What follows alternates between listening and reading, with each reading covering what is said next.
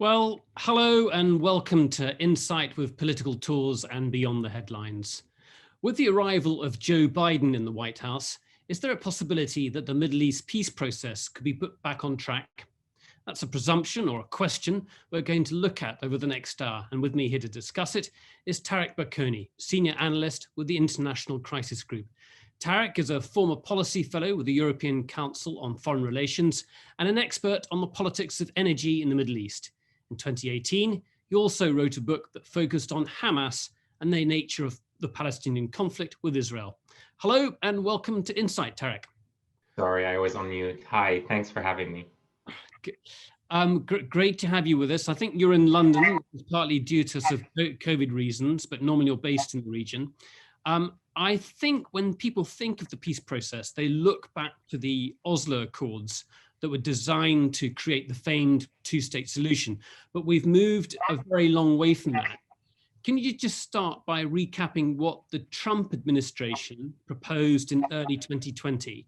And this is by way of illustrating how things have changed over the past 2 decades. Tareq. Sure. Well, the Trump administration has taken a number of steps, actually, that have radically changed the nature of American foreign policy and aligned the U.S. with the far right of the Israeli political system. So some of the measures that they have taken included legalizing or legitimating Israeli annexation of the Golan Heights and of Jerusalem, legitimating the settlements and changing American domestic policy and foreign policy on this issue by noting that settlements are no longer illegal beyond the 1967 line. They've moved the American embassy from Tel Aviv to Jerusalem, and they took several steps to defund the Palestinian UNRWA, which is a UN organization that is focused on providing for the rights of Palestinian refugees until the political system can allow for their rights to be recognized. They've also taken steps to defund Palestinian organizations within the occupied territories and the Palestinian Authority. I should say that all of those measures have changed the nature of American foreign policy in as much as discursively the US would historically speak about the two-state solution. However, in reality and in practice, the US has long aligned itself with the Israeli political establishment to the detriment of a two-state solution actually emerging. So whereas the Trump administration can be seen to be a radical departure of American foreign policy, in some ways it's just a continuation of policies that had long been put in place by previous administrations before Trump.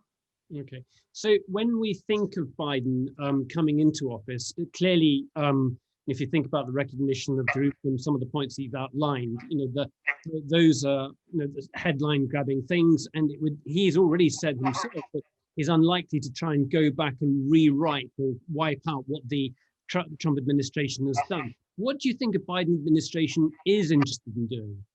Well, I mean, there's two things to say here. The first is that the Biden administration might be interested in reversing some of these elements, but as you said, President-elect Biden himself said that a lot of these issues will not be reversed, not least because there are impediments within American congressional legislation that might prevent the reversal of some of these decisions.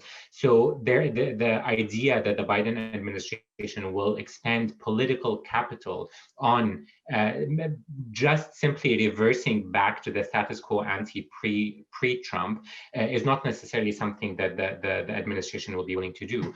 But the other thing to point to here is the fact that even a reversal to a pre-Trump position, let's assume in an alternate universe that the Biden administration might be able to do that.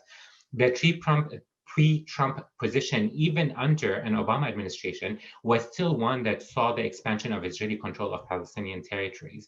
So there's not much to look forward to in terms of even a return to that era of talking about the peace process and negotiations. So in terms of an incoming Biden administration, they have several options on the table, but we have to understand that certainly in the regional context, Israel-Palestine is not high on their priority. They're more focused on Iran and on possibly restarting talks around the Iran nuclear agreement. And so I imagine that the Biden administration will try to minimize its kind of involvement in Palestine and the amount of political capital that it would expend on this, and maybe focus on some symbolic steps that might reverse or begin the process of reversing the discourse back to the well-known two-state solution. So maybe reaffirming the illegality of the settlements beyond the 1967 lines, saying that East Jerusalem will be the future the future capital of a Palestinian state, maybe funding Palestinian organizations and the UN organizations responsible for the refugees again. But in terms of any sense that there will be a return to the peace process, that we will go back to this idea of negotiations towards a two-state solution, I think that would be detrimental, and we're well past that position now.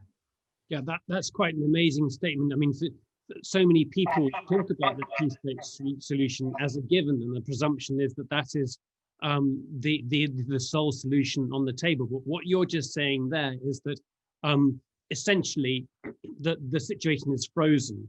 The settlements within the West Bank will continue to be there, although the United States, European Union, and others might say they break with international law, but there's nothing that's actually going to change. What you're saying is the current situation will remain the same for some time. No basic attempt to try and get two sides to have some kind of talks together. Well, I would say several things on that statement. I mean, the first is that things are far from frozen, in the sense that things are moving very rapidly towards an entrenchment of Israeli control of Palestinian territories. There's an expansion of the settlements. Even if we look at headlines, the headline news now are saying that the idea that Israel might proceed with annexation has been suspended, but that is far from true. Annexation is ongoing in Jerusalem and throughout the occupied territories. The settlements are expanding. There's more infrastructure development in the West Bank now than there were in the past few years. So things are far from frozen. Things are moving very rapidly in the direction of entrenching Israeli control over the Palestinian territories. The other thing to say is that this idea of the two-state solution, I mean, people have been talking about the death of the two-state solution for a very long time, and there might have been a window of opportunity when negotiations might have led to a two-state solution. But the reality is, and I'll take you back to your own starting point about the Oslo process being something that might have ostensibly led to the two-state solution. The Oslo Accords never mentioned the establishment of a Palestinian state. That's not even in the agreement. It was the intention that this is where the parties would move, at least as far as the Palestinians were concerned. But it was never an agreement that any Israeli government has accepted, the idea of the establishment of a Palestinian state on any part of historic Palestine. So really, many would argue, many Palestinians have long argued that the idea of the two-state solution was essentially a major concession by Palestinians, that they would give up 78% of historic Palestine, but that concession has failed to motivate any Israeli government to allow for the creation of that state. So what we have now is a reality of what I call the one-state reality, which is that there's a single sovereign state, which is the state of Israel, controlling the entirety of the land of historic Palestine. There are different forms of control. The Gaza Strip looks different from the West Bank. It looks different from East Jerusalem, but there's a single sovereign state that is controlling all of that land.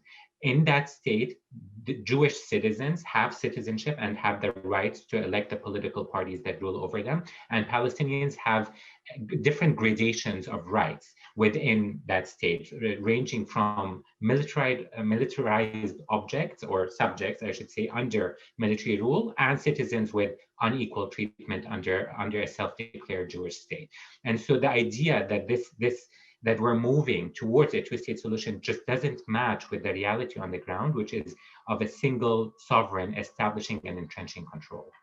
Just by way of illustration, can you talk about what's happened over the last 9 months with COVID and the kind of measures that have been introduced? Because I think that's probably, you've talked about this before, I know. It's a useful illustration of how that control has been implemented across those different areas. Absolutely. I think for me, the COVID-19 pandemic has been illustrative of this one-state reality that I'm talking about. even though governments and international organizations such as the UN and the World Health Organization came out at the beginning of the pandemic and noted that there was unprecedented cooperation between Israel and the Palestinian Authority or authorities in the Gaza Strip around limiting movement, around dealing with quarantine realities, around social distancing, around thinking about testing and the provision of healthcare facilities.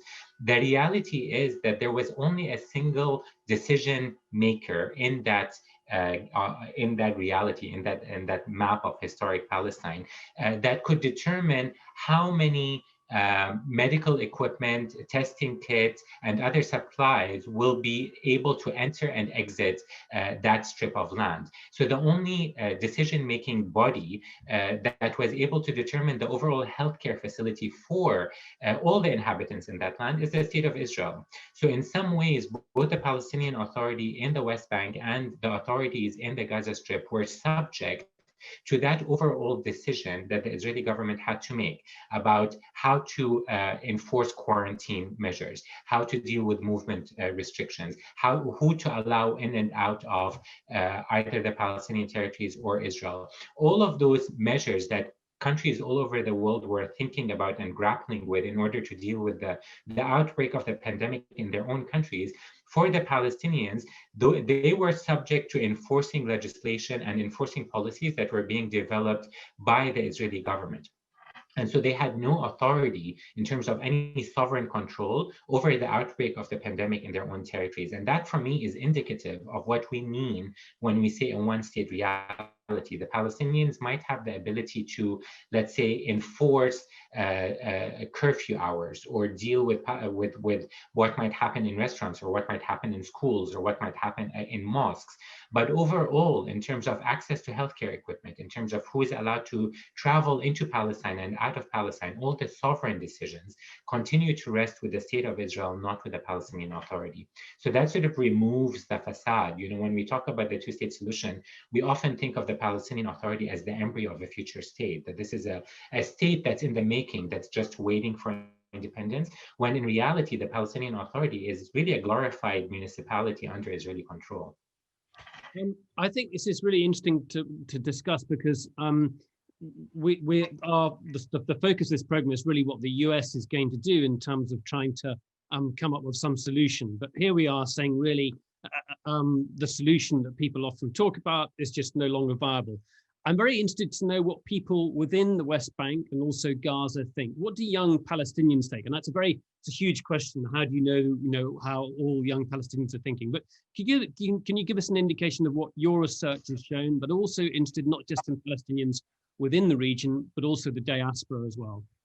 Yeah, that's a very important question. The Palestinians, obviously, there's a huge spectrum in terms of their political thinking around what their future looks like. And there are certainly Palestinians, both of the younger generation and the older generation, who still say the only way forward is the two-state solution, because the idea that Palestinians must give up on this idea of their own state, on an idea of their own nation, is really problematic. And we have international resolutions and UN resolutions that talk about the Palestinian state, and this is the struggle that Palestinians need to remain committed to.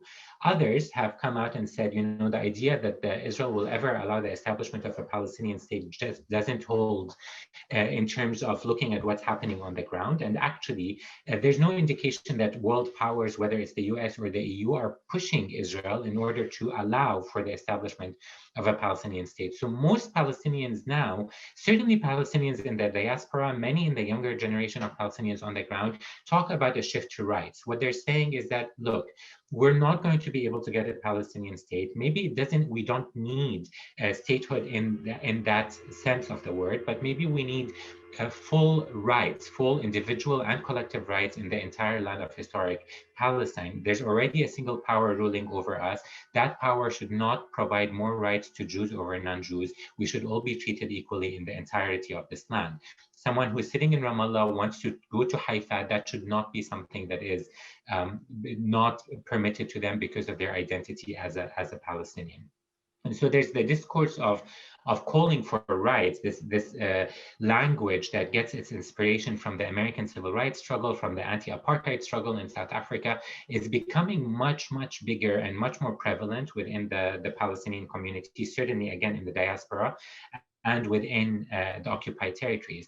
Now, there's definitely also a sense of people talking about rights without necessarily couching it in this sort of liberal, often middle class, educated elite. People, so let me give you an example. When we talk about the Great March of Return, which are the protests that have been happening in the Gaza Strip since 2018, mobilizing huge segments of Palestinian civil society calling for a return.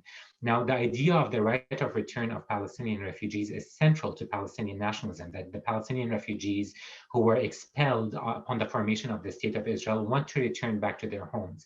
Even though this doesn't necessarily come up in the language of rights as we might understand it in terms of equality, it comes up in the language of rights in the way that the Palestinian movement has articulated it, which is the right of return, the right of people to go back to their homes. So the language, the way it's articulated, might differ between someone who's in the diaspora sitting in New York listening to Black Lives Matter and someone who's sitting in Gaza talking about the right of return. But the idea at the base of it is the same, which is that they need a recourse to justice and a recourse to freedom and a recourse to recognizing their humanity that animates the struggle in different ways in different places. Okay. I'm trying to sort of absorb all this. It's a big learning process. You see a shift then in what young Palestinians are thinking about in terms of their immediate future. Yet on the other hand, Israel, this enormous power that is the occupying power within the West Bank and Gaza, is content to manage the situation. And the United States, a new administration, you're not expecting much from. And as you point out essentially that you've got a sort of Bantustan-like administration, the Palestinian Authority, essentially implementing what Israel wants.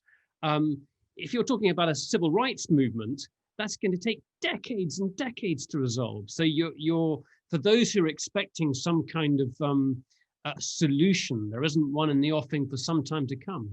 Yes, I believe that's true. I would say two things about the statement. The first is that I don't think a solution, quote unquote, is going to come through negotiations at this stage. I think that the imbalance of power between Israel as a state, as really a superpower in the region, and the Palestinians who are a stateless people is too vast for the two parties to sit opposite each other in negotiations. So in terms of a diplomatic intervention, I don't see that leading to anything productive because really the Palestinians do not have anything to offer that the Israeli government isn't able to take by force anyway. So there's no prospect for productive negotiations.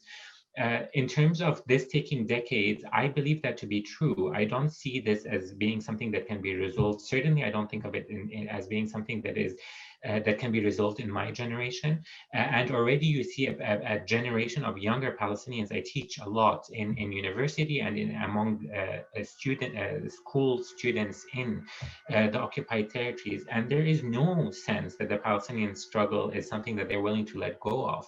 I think one of the successes of the Palestinian people is that they have been able to maintain the struggle very much alive and very much active despite almost a century, if not more, of dispossession and oppression. And I think that struggle will continue to animate the younger generation. I see that being a generational shift. You started your talk presenting the Oslo Accords, and I really do think that we're at the end of one phase of the struggle and in a period of transition into another phase, but it's not something that's going to sort of be resolved in a year or two. Okay. I'd love people to start putting questions in here. This is a big open-ended discussion. We can go back and talk about US policy. Tareq referred to the amount of effort that would be required to change that legislation in Congress. So we could talk more about that. We could talk about how the Israeli lobby, the impact of the Israeli lobby in both Democratic and Republican parties. We can also talk about the different organizations within the United States that have really given the Palestinians more of a voice. So there's plenty of questions there to talk about. Please start putting your questions in the Q&A box so you can put your questions directly to Tareq. Tareq, many people watching this program will have traveled with us around the region. They'll have seen, we've been in settlements, we've seen how they pop up from a small, a few tents to a porter cabin, to having Israeli soldiers, to having water and electricity, and growing and growing. We've seen them mushroom up. And at the same time, we've seen the Palestinians, fenced in, difficult to travel, very hard to, just live a fulfilling economic life, let alone in terms of their political self-determination. So people who watching this will be very familiar with that. But one has to say the Palestinian cause has been consistently undermined by violence and essentially terrorism. So we can think about whether it's Munich, we can think about the bombing campaigns in the early 2000s, and when more recently we can think about stabbings at bus stops, in Jerusalem. So if you think about world opinion generally, they're not very sympathetic to the Palestinians, and that's entirely understandable, isn't it? Well, I mean, I think I would disagree with some of the framings and some of the conjecture that you're putting out there in terms of sympathy. I do think that there's a lot of sympathy with the Palestinian cause and even with the Palestinian resort to armed violence in many ways. I don't think I would be hard pressed to think of it as a single anti-colonial movement that was able to achieve its goals without resorting to military force. I think it's really important to maintain the context here to the viewers and to people who did visit the settlements, which is that the military occupation itself is a hugely violent apparatus. So it's not necessarily that the Palestinians are resorting to violence in a peaceful context. The Israeli state is perhaps the biggest perpetrator of violence against civilians in the Palestinian territories through its occupation, but also through various other means, including targeted assassinations and including the bombings in the Gaza Strip, which result disproportionately in civilian deaths, and not least of children. So when we talk about the use of violence, it's definitely one that needs to be placed in the context of we have a state-sponsored violence that is being perpetrated by the Israeli government. That I get that, but the point is, you've got an enormously powerful lobby in the United States that supports Israel, and that's a given. But on the other side, people are going to not be very sympathetic with a suicide bomber going to an Israeli hotel and blowing himself up. I absolutely agreed. I mean, I don't think that anyone here is supporting either suicide bombings or the targeting of civilians. And I think that for Palestinians, there was definitely a moment in time, certainly under the PLO revolution, where it was getting a lot of its revolutionary tactics from other anti-colonial movements globally. And that has, for various reasons, both strategically and morally, been something that the Palestinians have decided to renounce in terms of the targeting of civilians. But the point being that this targeting of civilians is not a one-way street. The Israeli government is equally, if not disproportionately more active at targeting Palestinian civilians and being a perpetrator of violence in this land than the Palestinians themselves. Tareq, I guess I'm saying is that the concession isn't made within, you might say that you condemn this, obviously you do condemn somebody who's a suicide bomber going into a hotel, but generally the violence is seen as part of the struggle, and that generally includes the martyrs who've gone and blown themselves up. So that doesn't earn, and you can explain it that way, but it's damaging nevertheless.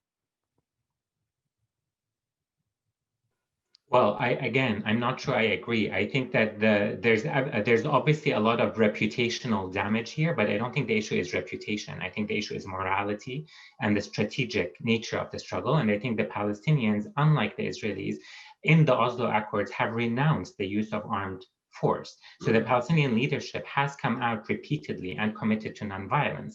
But if you look at the Great March of Return protests that I referred to and that began in 2018, those were popular protests. By definition, they called for a popular march towards the fence area that separates the Gaza Strip from the Israeli government.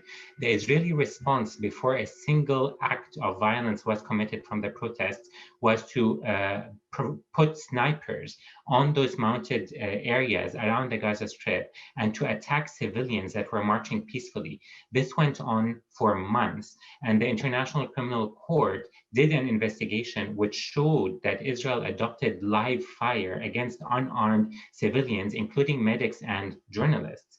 And that process did not the use of popular protests by the Palestinians did not alter world opinion. So I don't think that thinking about world opinion is necessarily what should be animating the discussion here as much as it should be international law and the way that's applied to both Palestinians and Israelis. Yeah, I think what I'm trying to say is that I'm trying to illustrate how difficult it is for you to put your point across. Well, not necessarily you, but for Palestinians to put their point across within in this context.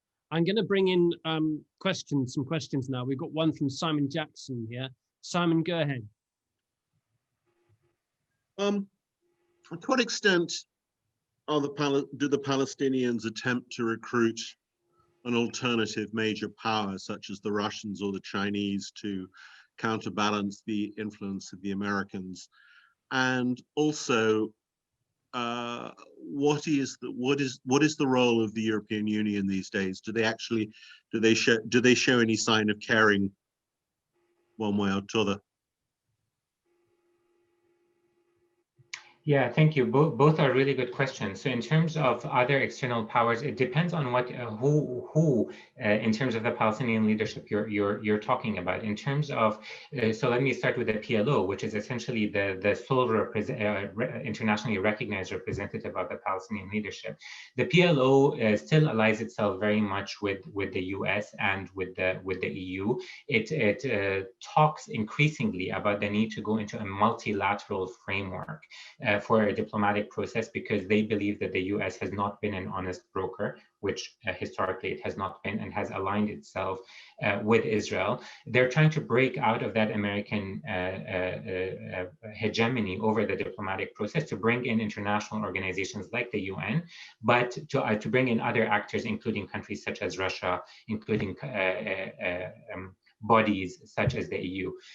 But in terms of Hamas's leadership, Hamas has been very active at trying to develop relationships with external actors that are obviously not Western facing, or not Western facing in the traditional sort of European or American sense. So they cultivate relationships with countries such as Russia, with countries such as Turkey, obviously with countries such as Iran. So I think there is a recognition that the US will continue to always put forward its special relationship with Israel, and that would impede its ability to be an honest broker, and that there is a need to break out of that American hegemony. But I think the different parts of the Palestinian leadership are still misaligned in terms of what powers they would want to associate themselves with. The European Union has historically always been a great a point of frustration for the Palestinian leadership, because it's in many ways has significant potential in terms of its capacity to act on this issue, not least because it's one of the biggest trading partner for Israel and Israeli firms, and because it has a significant range of other incentives that might compel the Israeli government to act differently. However, unfortunately, and this is through all of my interviews with European diplomats, the sense remains the case that they have to follow American policies on this issue, that this is very much an American file, and that they will not use their political power in this region. They might use their economic power softly, but even that will not be used in a way that might alter the reality on the ground. And just to think about some examples, even today in Germany, we see it being almost impossible for the German state to allow for space in Germany to come out in support of Palestinian rights, because of obviously the legacy and the history of the Holocaust in Germany. And so even on an issue of advocating for Palestinian rights without even delving into what Germany can do actively in Israel-Palestine is becoming a space that's increasingly shrinking. I want to pick up on that. We've got more questions coming through. We'll come to Andy Mendes in just a second. But Tareq, it does seem as though increasingly, particularly in British universities, for example, if you're critical of Israel, the label of anti-Semitism is raised at you, to the extent that now funding in the UK is being linked to a university's position on Israel, or the position of academics within that university. Tareq, go ahead. Absolutely. Increasingly, and this is a notion that Palestinian civil society refers to as shrinking space, that there's a smaller and smaller space available for Palestinians to mobilize and organize for their rights, and to start organizing and building solidarity channels with other movements. And we see this very much in the UK, but this is definitely not limited to the UK, where there are efforts by pro-Israel organizations to link any criticism of the state of Israel with accusations of anti-Semitism, which is something that obviously makes it much more difficult for Palestinians or allies who are in solidarity with the Palestinians to come out and criticize the Israeli state for any of the policies that it's enacting within the occupied territories. And one, probably the most famous or well-known example of this is the boycott, divestment and sanctions movement, which is a movement organized by Palestinian civil society. It's a call by Palestinian civil society on their international allies to engage in peaceful economic measures to boycott Israeli practice or Israeli products, and to put economic pressure on Israel to change its policies in the occupied territories. And most recently, under the Trump administration, Secretary Pompeo came out and very openly equated the BDS movement with anti-Semitism, saying that any form of anti-Zionism is a form of anti-Semitism, which essentially conflates any criticism of Zionism as a political movement and of Zionism as a reality in which manifests today in the state of Israel. Any criticism of that becomes equatable to anti-Semitism, which is obviously a real danger and a real racial slur that exists, and that must be confronted, but not necessarily in the way that the pro-Israel allies are hoping for it to be. Okay, it's on all aspects here, it sounds like it's an uphill struggle. You know, the statehood has gone, your forums for being able to criticize Israel have gone, and you're talking about a very, very long-term struggle in terms of getting your rights assessed. It's a very gloomy picture. Andy Mendes. Yeah, we've just as an aside, we've got ourselves into a terrible pickle with anti-Semitism in Britain, I think, perhaps across the world. But my question is oddly a positive one, I suppose. I was surprised and interested, Tareq, in your suggestion that the new generation of politicians and of political thinkers in Palestine might actually be moving away from a two-state solution as a target and moving towards rights within a greater Israel. And I wonder whether that, if that were the professed objective, whether that would have an impact on Israeli politics, and whether that, I guess it could mean that, you know, it's we've won, so we can do even more, or would it actually take some of the right-wing pressure off and enable the Israeli politicians and the Israeli electorate, and particularly maybe the Arab Israelis, to move towards a more conciliatory position? And I've got to chip in here. I think possibly the rights issue is seen as a very long-term game, and within Israeli circles, it's seen as a challenge to the idea of the Jewish state. If you absorb Palestinians into a state, call it Israel or call it something else, the Jewish majority goes, and you have one person, one vote, and you know the whole series of things that Israel are not ready to accept would be encompassed with that. So it's a very, very tricky thing. Tareq, you know far more about this than I do. Absolutely. I mean, I think that, look, many people who are thinking strategically about this, certainly people who are still advocates of the two-state solution, come out and say what you're saying, Andy, which is that the best way to get to the two-state solution is to let it go. the best way to get to the two-state solution is for Palestinians to come out and say, okay, the two-state solution is dead. We want the full state, and that would panic the Israelis sufficiently that they would allow the establishment of a Palestinian state. And there might be some truth in that. I'm not beyond saying that I never say never in terms of some of these political outcomes. We don't know how these things will unfold.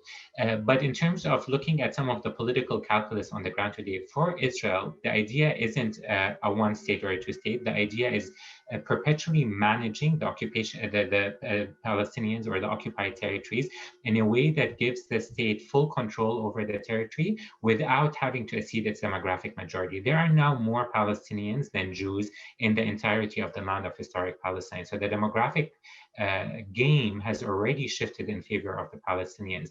And so the idea for any Israeli government is that they must prevent any equality or full citizenship rights to be given to the Palestinians, because as Nicholas, you said, that ends up creating something that is not a Jewish state.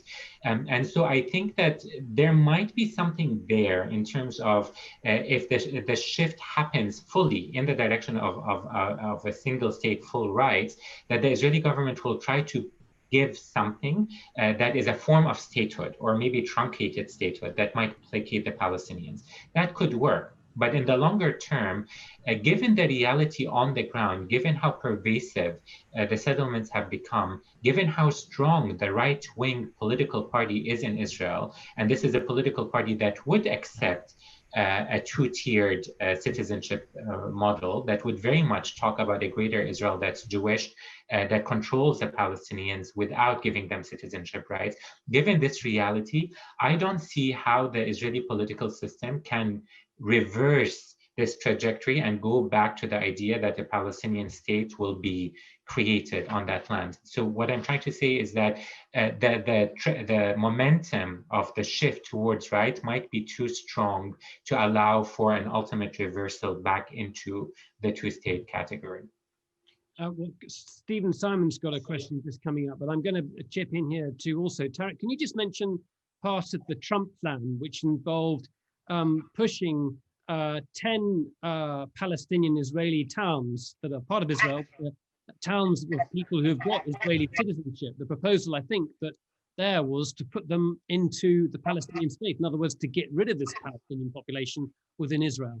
Yeah, so the idea of the Trump plan was very much to make the current situation on the ground, what I call the one-state reality, sustainable.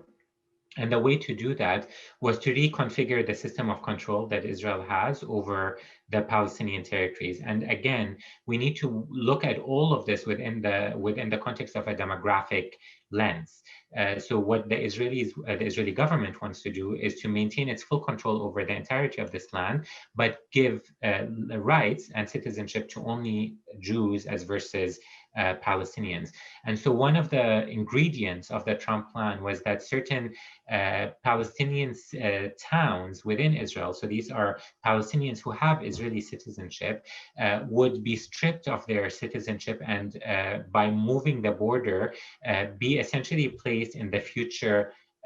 It would be too generous to call it a Palestinian state because it's no such thing, but within the Palestinian controlled areas. Therefore, that would expand the Jewish majority within the state that would then be recognized as Israel within the Trump plan, and place more of its Palestinian citizens within the Palestinian controlled areas. That leads us to Stephen Simon's question. Go ahead, Stephen. Stephen, are you there? I think you just got to open your microphone, bottom left-hand side, if you can. I'm sorry. There you go. I am there. You can hear me, but not see me. That's okay. Yeah, that's fine. That's fine. That's fine. The progressive, or let's call them progressive Israeli organizations with which I'm familiar, for example, Gush Shalom and the other Israel, these people are still seem to be stuck in the two-state solution, and that's what they're really fighting for. Are there any significant elements within the sort of Israeli progressive pantheon that are sympathetic with the idea of a one-state in the long-term civil rights movement future for Israel-Palestine? Yeah, Tareq, I guess there must be, but the Israeli left and progressives has become a dwindling minority within Israel, although sometimes voluble. Exactly. I mean, I'm particularly interested because I'd like to correspond with these people, and the people I'm corresponding with are always two-staters. And I've been for almost 2 decades a one-state civil rights movement advocate, right? And I don't have the people I'm familiar with. I don't have an audience, or I don't have a people I can talk to. Can you mention anybody? So it's a really important question, because I think I will mention a few organizations, but before I do that, I think in terms of framing this discussion, I think it's important to note that even though a lot of leftist organizations, both within Israel and in the American Jewish community, are moving to the left in the sense that they are coming out against Israeli policies, certainly the Netanyahu government in the occupied territories, they're still framing a lot of their discourse in the language of the two-state solution. So most liberal Zionist organizations are trying to square the circle in the sense that they're holding on to their Zionism, and they're holding on to their liberalism, and trying to create a situation where they can be anti-occupation and pro-Israel being a Jewish state. And increasingly that reality is becoming untenable, that it's not possible to square that circle and to hold on to both one's liberal tendencies and one's sympathies with Zionism. And so there are fractures that are happening on the left that are creating more progressive voices. So in the US, you would think of organizations, instead of J Street, you would think of organizations like Jewish Voice for Peace, JVP, right, more progressive, that are calling for support for BDS, for right, a single state. The framing that they're adopting, and this is one that Palestinian civil societies are also adopting, is to say, actually, it doesn't matter if it's a one state or a two state. They're not framing their discourse as we want a two state or we want a one state. They're framing their discourse around rights. It doesn't matter if it's a one state or a two state or a three states, as long as everyone has freedom of.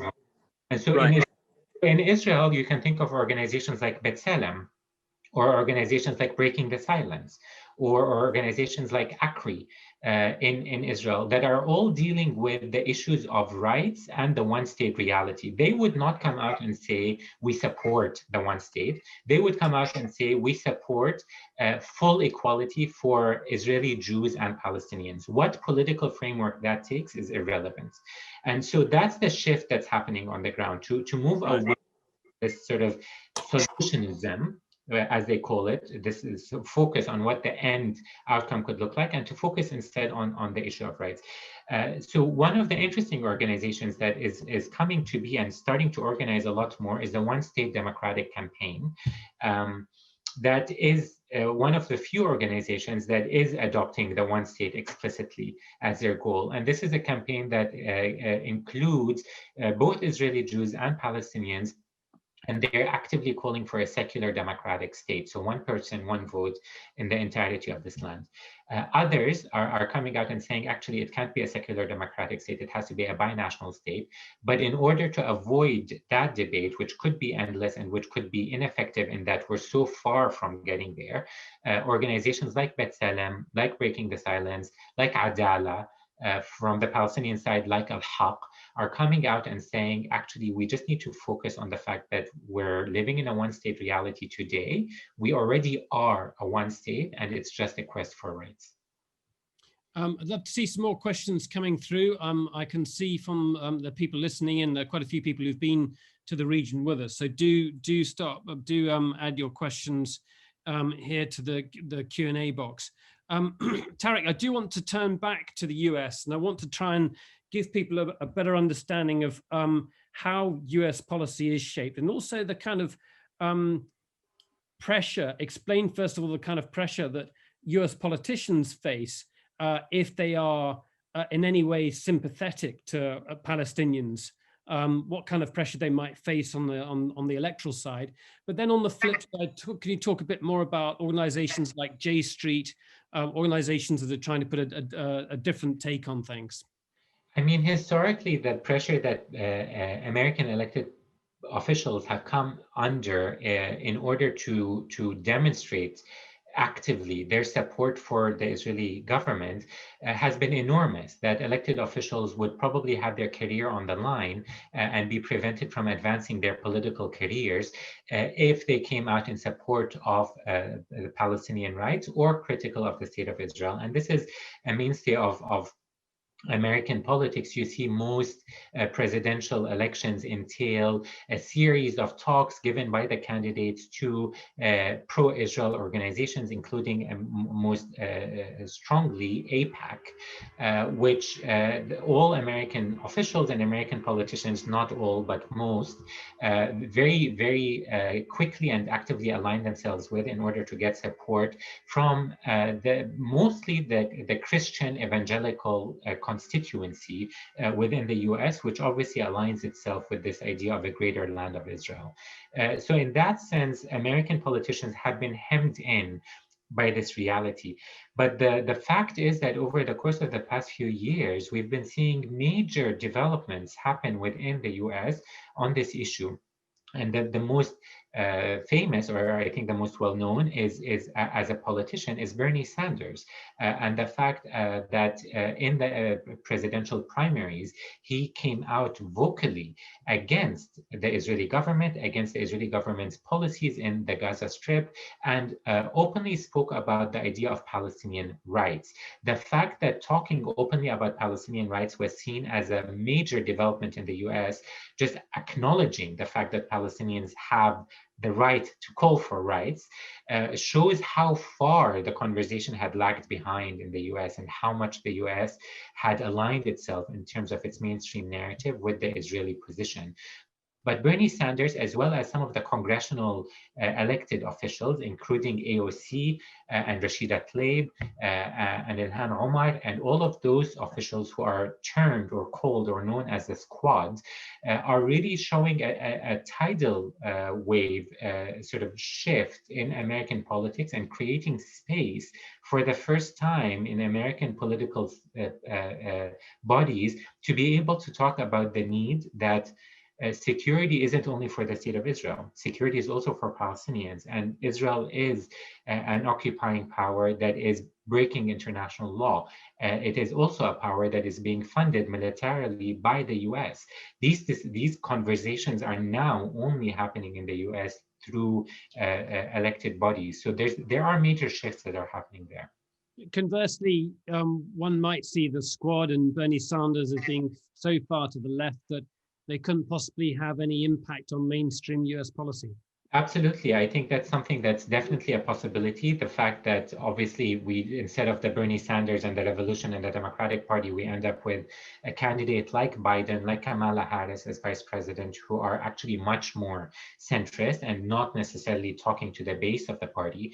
But at the same time, I think seeing this again, not within the context of 1 or 2 years, but rather in the context of a generation, the base of the Democratic Party is more progressive and is more leftist and is more diverse and is speaking more to these intersectional global movements, this Black Lives Matter, whether it's the Black Lives Matter or the queer movement or the climate change movement, whatever it is, that is aligning itself with the idea that a single state that favors Jews over non-Jews is no longer tenable.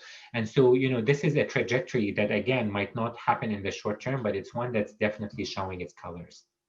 Tareq, we haven't spoken about the regional situation. Trump's, big achievement in his eyes is ensuring there's diplomatic relations between the UAE and Israel. The sands have shifted within the Middle East. The dispute between Iran and the Arabs have really moved in Israel's favor. Can you talk about what impact that's having on the Palestinians? Absolutely. I think it's a hugely negative impact in the sense that for Palestinians, certainly historically, they've always placed themselves as part of the Arab world in the sense that it was never the Palestinians on their own against this incredibly powerful and incredibly strategic foe. It was always the Palestinians backed by the Arab states, and the Arab Peace Initiative, which is a Saudi initiative calling for a two-state solution, saying that all the Arab states would be willing to normalize full relations with Israel in return for the establishment of a Palestinian state. That was the backbone of the Palestinian leadership in terms of talking about the two-state solution. What we're seeing now is the collapse of this Arab depth. Now, historically, someone like me who's studied the history quite closely and who's maybe more of a cynic than most would argue that the Arab regimes were actually never supportive of the Palestinian cause. They had always used the Palestinian cause for their own strategic purposes and to deflect from their own authoritarian measures within their countries. But nonetheless, discursively, they had, or at least rhetorically, they were supportive of the Palestinian cause. And what we're seeing now is a shift away from that, which only goes to show the level of isolation that the Palestinians are now currently experiencing. It's really important when we think about the normalization deals between Bahrain, the UAE, Morocco, Sudan, and Israel, to think of those within the context of the Arab revolutions that began in 2010. The Arab revolutions were very much a call for dignity and a call for democracy and ending of this authoritarianism. A decade later, almost to the month, what we see is the strengthening of these authoritarian regimes and the strengthening of their alliances with Israel, expansion of an arms race and a military agreement that binds all these regimes together, and that places Iran as the biggest threat to the region rather than the internal, rather than sort of dealing or confronting with the internal challenges within the region, which is that there's a growing population of people demanding dignity and economic opportunities and rights. So what we're seeing, these deals that are coming out is essentially what I call the counter-revolution. So what these regimes are trying to do in order to stabilize their power, and prevent any kind of democratic developments to happen in the region. Unfortunately, Israel and the authoritarian regimes in the region have the same goal in mind, which is to prevent the masses under their control from having basic human rights. If we bring it back to the West Bank, putting Gaza to one side, how do you see things over the next few years? The focus, I think, has really been on humanitarian support from the European Union and also most recently the US as well. I presume that's going to be that kind of policy continues, and you won't see that people will try and prop up the PA, and that will continue for some time to come. Absolutely, and I think this has been the biggest success of the Oslo Accords, which is to allow for economic largesse to come into the Palestinian territories, and in a way for that kind of economic support to pacify the population. You know, if someone is committed to a mortgage and a car loan and is looking to send their children to private schools, they're less likely to go to the streets and protest. So this kind of neoliberal economic policies have actually really pacified the Palestinian population in the West Bank, and I think it will continue to do that. And we will see more of an injection of funds from the Americans into the Palestinian territories in a way that I think will be relatively stabilizing. At the same time, I think historically we've seen eruptions of popular resistance and mobilization happen even at the best of times in terms of economic growth. And both of the intifadas came at the heel of not the worst economic realities in the West Bank, but the political realities often supersede those economic concerns, and they happen in ways that are unexpected, spontaneous eruptions. So what I imagine happening in the West Bank really is a continuation of some of the policies that, or some of the trajectory that we've been seeing now, but that trajectory is inherently unstable, and I do not see that it will continue indefinitely without some kind of popular mobilization against the continuing occupation. One of the things that I personally am looking at very closely is what happens after Mahmoud Abbas passes. What kind of power transition happens? What happens if there's a vacuum there that creates more of a security threat, more of a collapse in terms of the ability to maintain this economic reality that has pacified Palestinians? And I think there it's as I say, inherently unstable and likely to devolve into, a number of different ways. So, Tareq, I'm very interested in that last point. We spend quite a bit of time traveling to the region, so we know Ramallah very well. Nablus is a place we know quite well. If you were to wander around in a refugee camp there, what do you think people's political allegiances would be in terms of who they identify with politically? What would be their cause? And it maybe they don't have a cause. Maybe they're just worried about the bread for the next day. I'm interested in that sort of vacuum you talked about. There's a very interesting trend that's happening on the ground in the West Bank, and in the Gaza Strip, in that people are both fully disillusioned with the state of Palestinian politics, so no longer believe in the idea that their leaders are serving their cause or are capable of getting a Palestinian state, but at the same time will continue to identify as either Hamas or Fatah or a two-stater. And this has become an issue of identity, that you can only develop professional opportunities or go into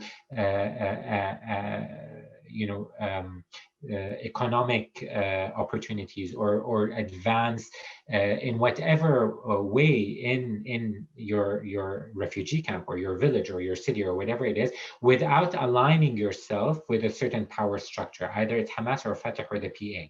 So the reality is that has become a form of daily living, but not necessarily a form of struggle, in the sense that they don't believe in the emancipatory potential of the leadership, but they believe in that label in order to define themselves. So if I come out and define myself as Fatah, I'm basically saying I'm not an Islamist, I'm not Hamas. And so I align myself with opportunities, social, economic opportunities, professional opportunities that might be available to me because I align myself with Fatah and not with Hamas. So it's a patriarchy, but a weak one. So that's the first point. And then the second point is, what's the alternative? Because for the last 10, 15 years or so, it has been radical Islam. Well, I mean, it depends on how you define radical Islam, but Hamas was from 87, so not 15 years ago. So Hamas was much earlier than that. And the Islamist movement actually is much, also it goes back to the 40s. So there's possibly beyond the Muslim Brotherhood and Hamas and even more extreme versions of it. I don't think that actually exists in the territories. I don't think any form of, I think there were incidences of Al-Qaeda and Islamic State, very small groups of individuals who allied themselves with those movements in the Gaza Strip, but I don't think they ever rose to the point where they actually had any institutional power in Gaza. It was more ideological affiliation through YouTube and other forms of affiliation with sort of the ideology that the Islamic State tried to put forward. Now we've just got about 4 minutes left, so I'd love some follow-up questions here. I want to come back to Stephen Simon just to get a few thoughts, and also Simon as well. So Stephen, can we just have if you've got any follow-up questions from what we were just saying earlier, we just need to unplug your microphone there, which may take a second. Go ahead, Stephen, if you've got I'm unplugged. We can see the top. I think I don't have any follow-up questions. I'll just let it go at that. Okay. It's been very interesting to listen to this, though. I am constantly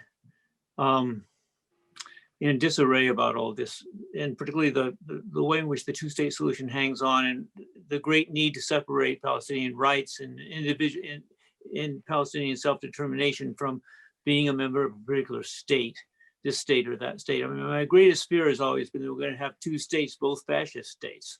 Mm. Yeah. Tareq, I could come back to you actually on that one, in that you grew up in Jordan, and it's got, was it 60% of the population is Palestinian there? Yeah, probably more. Yeah. And I mean, I guess it's a country with equal rights, but not that many rights. Equal rights to whom? Sorry. In terms of, I'm just trying to think of you've got a huge, enormous Palestinian diaspora, and there's that sort of tension with it's a tangential thought. I'll leave it to one side. Well, the Palestinians in Jordan have full citizenship, yes. So there's no real differentiation legally or nationally between Jordanians of Palestinian descent and Jordanians of Jordanian descent. Yeah, sure. Okay, and Simon Jackson, have you got any follow-up thoughts there? I have, yes. Actually, it's as much for you. I think it's more for you. Is it too controversial to have a session one day on the issue of anti-Semitism and the politicization of the difference between anti-Israeli and between anti-Israeli government and anti-Semitism? I think it's a fascinating topic, and it would make for a difficult debate, but a very, very interesting one. Well, I'm all up for that one. Tareq? I agree with that. I think it's hugely important at the moment. Okay. Chaps, we're just short of time there, so we're going to wrap it up. Thank you very much indeed, Tareq, for joining us. It's been a really, really good discussion. So my thanks to Tareq Baconi.